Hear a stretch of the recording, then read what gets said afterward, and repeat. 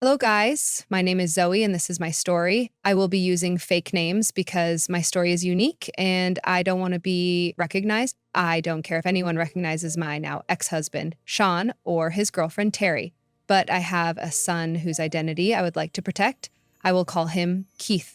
Here, my story is a little painful, so bear with me when I get carried away with emotions. I married my husband, Sean, when I was 25. We had a fairly amazing relationship and a good marriage. Sure, there was his ex Terry who created some problems, but they never bothered me that much. Sean had always assured me that he wasn't in love with Terry. I believed him. I also chalked up Terry to being jealous and salty because Sean left him.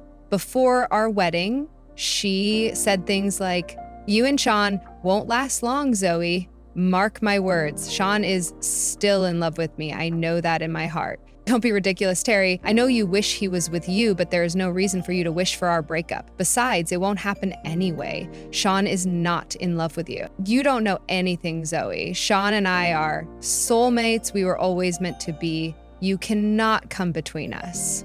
If you were meant to be, then why did you break up? You have to remember that up broke up for reasons, Terry. We broke up because I am infertile and can't give him children. He is only marrying you so that he can have a child of his own. Mark my words, Zoe. One day, after you give him a child, he will leave you." Terry's words really made me uncomfortable. I was already a little insecure about myself, and her words didn't make things any better. She had also constantly stomped our boundaries and did some outrageous things. This was the last straw that made me speak to my husband. Together, we decided to cut Terry out of our lives. Sean didn't seem that much affected by it, and he assured me that he was with me because he loved me. The trouble started back again when I found out that I was pregnant. It was almost 5 years into our marriage. Things were great between me and my husband. We had planned the baby, although it took me a while to get pregnant. When we found out that we were having a kid, we were over the moon. It was a boy, and we couldn't wait to have him in our arms. I was on bed rest because it was a high-risk pregnancy, but Sean was extremely caring and cooperative. While we were happy, Terry appeared out of thin air to express her frustrations at me. She had called me to say, "You don't deserve this. You don't deserve to have Sean's child.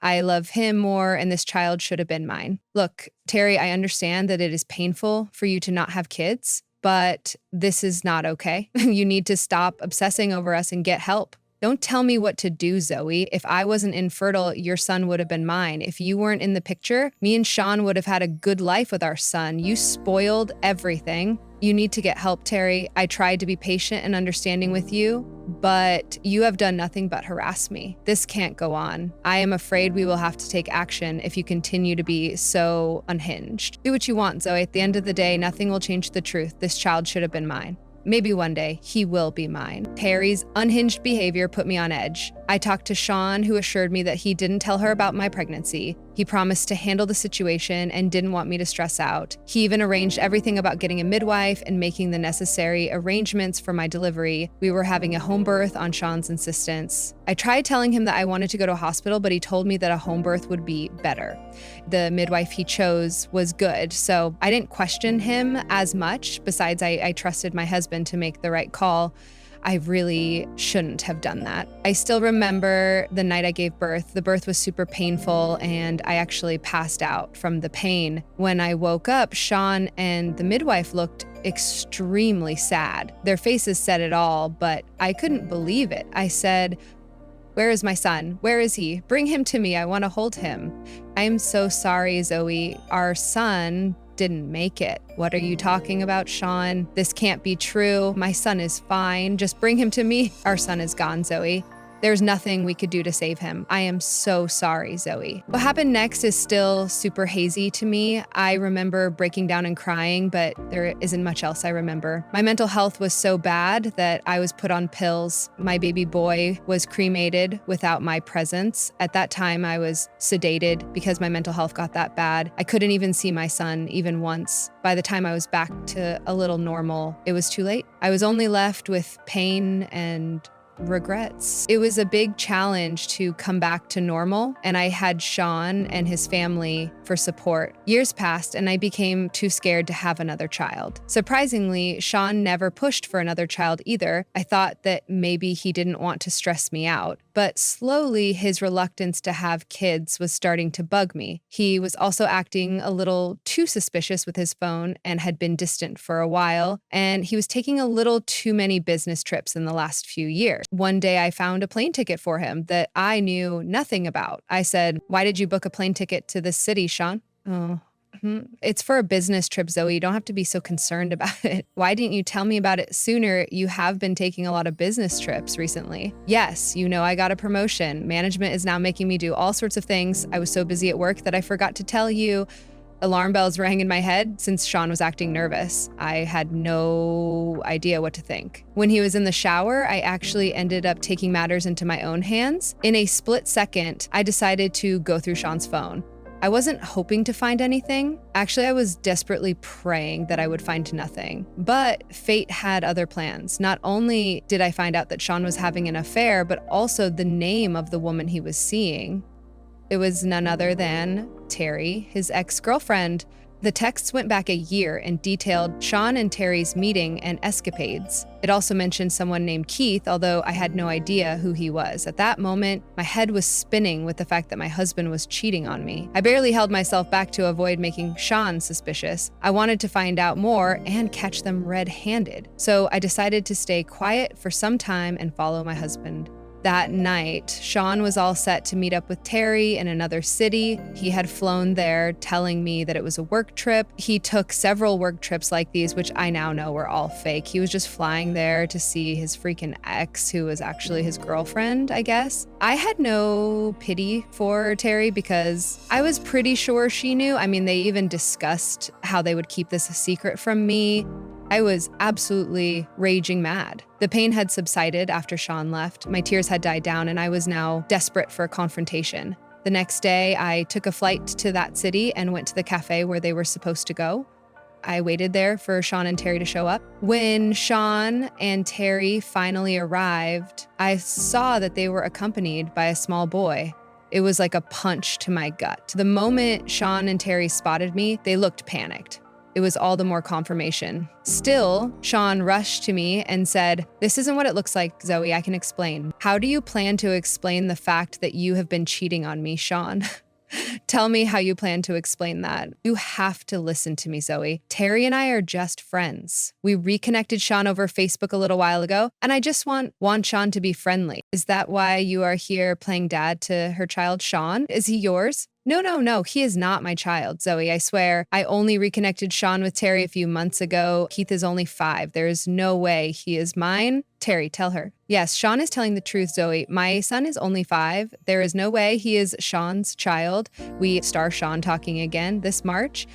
And my head was reeling with what I was witnessing. I already had tears in my eyes and was on the edge of pure panic. My husband was acting all dumb and innocent. Somehow his mistress was also playing along with what he was saying. I knew for a fact that they were both lying. I saw their texts, which went back a whole year. Sean may have deleted the rest of the texts. I trusted my eyes more than I trusted those cheating idiots. But before I could tell that to their face, something shocking happened. The child, Keith, who had been silently watching us until now, looked confused and decided to say, "What are you guys saying? That's not true. You are my dad. And why do you keep telling her that I am 5? I am 6 years old." "What? You are 6 years old? And Jean is your father?" "Yes, I think my mom and dad have gotten confused about my birth date. I also know who my dad is." Terry and Sean looked absolutely horrified while I stood there in shock. The kid was clearly calling my husband his father and saying that he was 6 years old. If I did the maths right, he was conceived around the time that I was pregnant. My husband was sleeping with his ex while I was in bed with a high-risk pregnancy, and he had gotten her pregnant as well. Who knows, he may have gotten her pregnant before me. All these new thoughts sent my brain into overdrive, but I remained calm because I needed to get to the bottom of this. Meanwhile, Terry and Sean were in full panic mode, trying to hush Keith into silence. They said, You need to stay out of this, Keith. I am so sorry, Zoe. He doesn't know what he is talking about. I would rather believe him over you lying idiots. Keith clearly says that he is your child, Sean. How would you explain that? Common, Zoe, he is just a kid. You can't possibly believe what he is saying. Why are you lying to this lady, Dad? You know I am telling the truth. I am 6 and you are my dad. It's even on my ID card. Keith was starting to tear up too. He was confused about why his father was straight up denying their relationship. Keith was so hurt that he actually pulled out his school ID, which clearly showed his birth date and the name of his parents. He let me have the ID first before Terry or Sean could snatch it out of his hand.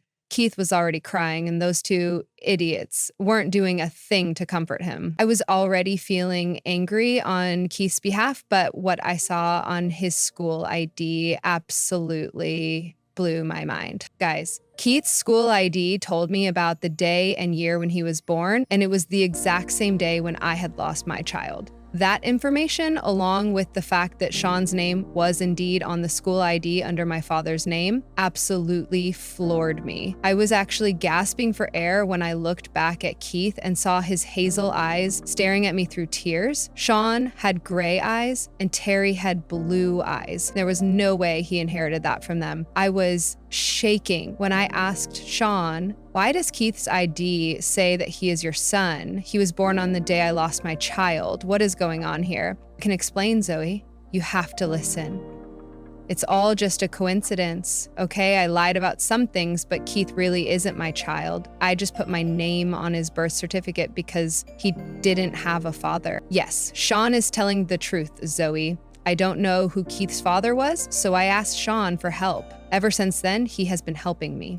I swear there is nothing more to the story. So you are trying to tell me that Keith was magically born on the day I lost my child, and he magically got my eyes instead of getting yours? It's just a coincidence, Zoe. There is nothing else going on. Let's talk about this privately, Zoe. I am sure I can explain everything. Just stop, Sean. I don't want any more explanations from you. I found your texts with Terry, which clearly showed that you are cheating on me. As for Keith, I will find out everything soon enough. And when I do, you will both pay dearly. Those were some of the last words that I said to them before leaving to find the truth. I went everywhere I could. First, I started off with Sean's mother, who was horrified to know everything I told her. Her expression of surprise and disgust made it clear that she didn't know a thing about what Sean did. She was downright appalled and promised to find out what was going on. With the help of a few friends and their connections, I managed to find out the truth.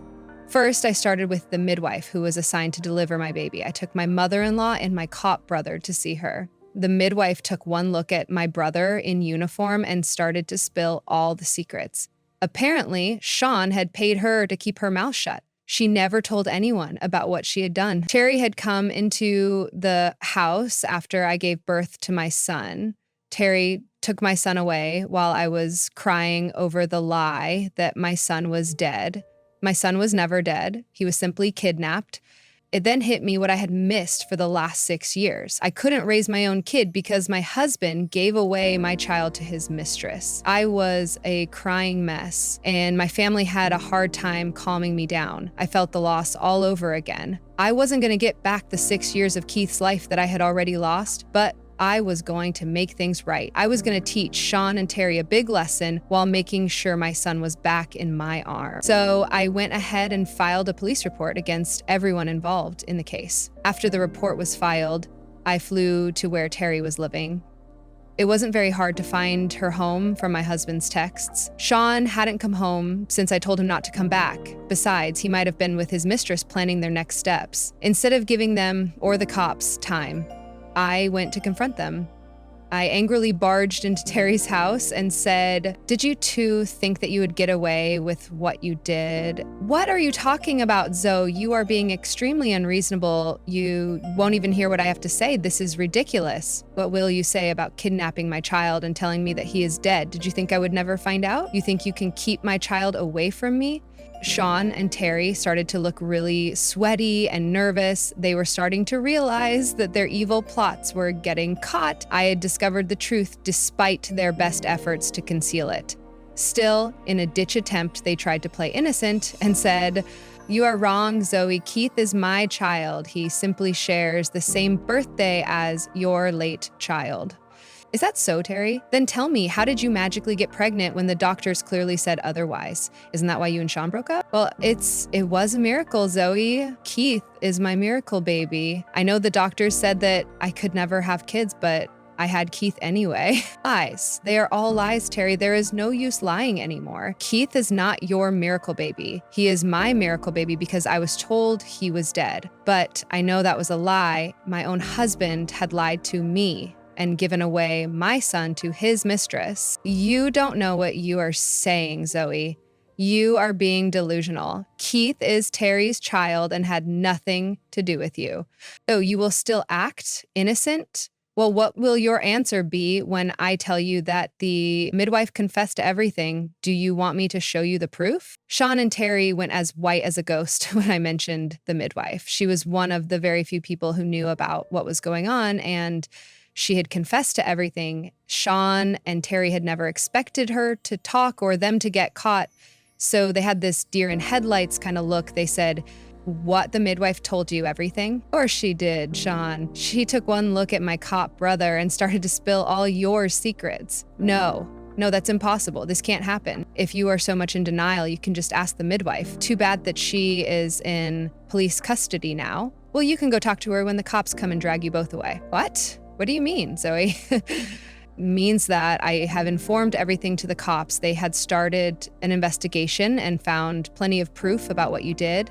They even found proof that you two faked Keith's birth certificate and kidnapped my child. They will be here for you soon. John became even more panicked and Terry just started to cry. It was finally sinking in their heads that their nasty plan was finally about to blow up in their faces. I kind of had a feeling why they did what they did, but I really wanted to hear it from their faces. I wanted closure and revenge before I started my life afresh. Sean and Terry, in their desperation, told me everything. I didn't even have to prompt them for anything. They thought that being the forgiving person I am, I would just forgive them for whatever they did. They said, "Please don't do this, Zoe.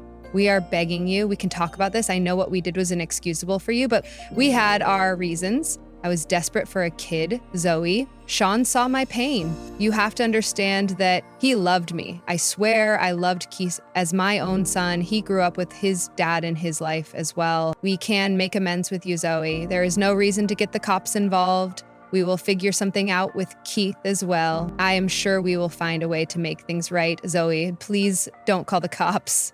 Don't take me away from my child's life." Keith is not your child, Terry. The sooner you accept that, the better it will be for you. None of you deserve to walk away scot-free after what you did to me. I will never pull back the police report. You two will be going to jail while I take my son back. I will be filing for divorce, and I will make sure none of you ever get to come near my son again. John and Terry were still trying to talk to me when I walked out of the house. I knew I would be back there, but not to face them. I would be back to get my child. I didn't want to upset him by taking him forcefully. He was just a 6-year-old whose world was turned upside down. Being his real mom, I didn't want to make things any more difficult for him. So I walked away knowing that soon I would have Keith in my arms. My husband and his mistress were arrested the very next day. The day I left, they flooded me with texts and calls, begging me to spare them and take back the police case. They even tried to use my son as a bargaining chip, which made things worse. It made me angrier that they would drag an innocent child to save their skin. Sadly for them, none of their begging reached my ears. I was adamant that I would make them pay for the pain they put me through. I divorced Sean and got full custody of my child after a long fight. Sean and Terry played me dirty and tried everything to get away with what they did, but God was watching and gave them some severe consequences for their actions. For the nature of the kidnapping, Terry lost all rights to Keith, who actually no longer wanted to see her anymore. He was working with a therapist who made him realize in child-friendly terms what had happened. I didn't want to hide the truth from him. We did conduct a DNA test to make sure that he was my kid, and it was a match. So the court awarded me custody. As for Sean and Terry, they are currently serving jail time for what they did. Keith is now living with me and adjusting well to his new life. He still goes to a therapist to cope with the big changes in his life. To make things easier for him, I moved to his city so that he wouldn't have to lose friends by changing schools. My mother-in-law, who disowned Sean, was happy to be a grandma to Keith. Keith was equally thrilled to have an extended family who loved him. I will admit that things were tough in the beginning, but it is getting better. He has even started to call me mom sometimes. It just brings tears to my eyes. So now I am trying my best to give my son a good life while Sean and Terry are rotting in jail.